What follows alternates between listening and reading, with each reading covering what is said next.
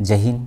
प्रत्येक मनीष को गोटे जिनस मन रखा दरकार जे जीवन में केबे भी निराश होकि बसी पड़ानी, सब बेले चेष्टा करवा दरकार जे आगू केमती बढ़िया, ऊपर को केमती जीवा आमे, ये कथा प्रत्येक मनीष को भाबा दरकार। छोटिया उदाहरण टे देवी मु नदी जल आउ आम कूଅ जल मध्य। नदी जल जिते ऊपर तल को निम्नगामी हो जाऊँगी तो से पानी लवण हो जाऊँगी, जमती कि नदीर जल जाकि समुद्र मिशि जाऊँगी तो से जल लवणयुक्त हो जाऊँगी से जल। किंतु से सेम जल जितेबले कूअरे स्थिर होकर रोचे आ कूअरु जिते तलू ऊपर को उठुची से मधुर जल परिणत होउची आ से जल को लोक मैंने मत बहुत भल पाइबा दियंती।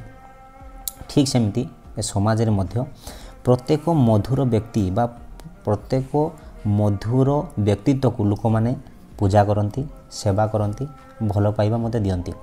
तो यहीटा आपन डिसाइड करेंगे, आपन तलू ऊपर को उठिकी बा तलू ऊपर को उठिकी मधुर जल में परिणत हेबे, जोटा कि आम कहूँ बहुत सारा संघर्ष करिकी जीवन सफलता अर्जन करिकी लोक मानकर भल पाइबा साउंटिबे ना आपन खराब काम करिकी बेविचार करिकी ऊपरू तलू निम्नगामी हेकी आपणकर चरित्र को नष्ट करिकी से नदीर जल भली आपन लवणयुक्त हेबे।